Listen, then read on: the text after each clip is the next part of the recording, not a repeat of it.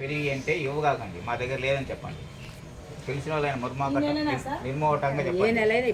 దీపాలు పెట్టి ఈవినింగ్ ఉప్పు కూడా ఇవ్వగాకండి, ఉప్పు పచ్చడి పసుపు ఇవ్వగాకండి, చింతపండు ఇవ్వగాకండి.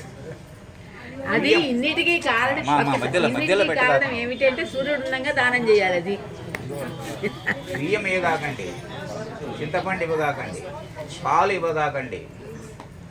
కాబట్టి ఇవన్నీ మన ఇంటి నుంచి సాయంత్రం పూట వేరే వాళ్ళు తీసుకెళ్తే మనకు సంపద హరించిపోతుంది, మనకు అనేక రకాల కష్టాలు లోనవుతాం. కాబట్టి ముఖ్యమైనది ఉప్పు.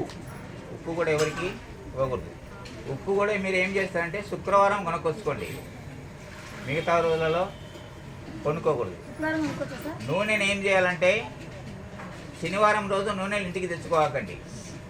శనివారం రోజు నూనెలు ఇంటికి తెచ్చుకోకూడదు, అంతకు ముందు రోజు తెచ్చిపెట్టుకోండి కావాల్సిందే. కాబట్టి ఎన్ని నియమాలు పాటించాలి గృహస్థులు.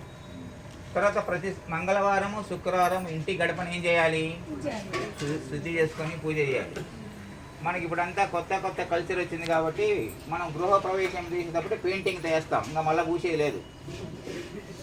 కాబట్టి ఆ నియమాలు పాటించాలి.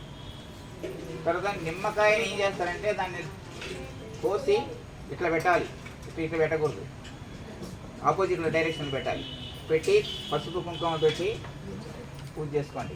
పూజ చేయడం అంటే ఊదిబత్తి తిప్పి నమస్కారం చేసుకొని మాకు అరిష్టాలు రాకుండా, మాకు ఎలాంటి నెగిటివ్ ఆలోచనలు రాకుండా మాకు ఆరోగ్యాలు కాపాడని భగవంతుని వేడుకొని మనం పూజ చేసుకోవాలి. ఇవన్నీ గృహలక్ష్ములు. పురుషులు ఎక్కడెక్కడో తిరుగుతుంటారు, ఆడవాళ్ళు పాటించాలి. అయితే ఇవన్నీ ఎలా చేయాలి, నెత్తిర పోసుకొని చేయకూడదు. శుభ్రంగా తల దువ్వుకొని బొట్టు పెట్టుకొని, గృహిణి ఇంట్లో నైట్ డ్రెస్ వేసుకొని దీపాలు పెట్టగాకండి. అమ్మా నైట్ డ్రెస్ అంటే ఎప్పుడు పండుగడు 9 గంటలు 10 గంటలు పండుకునేటప్పుడు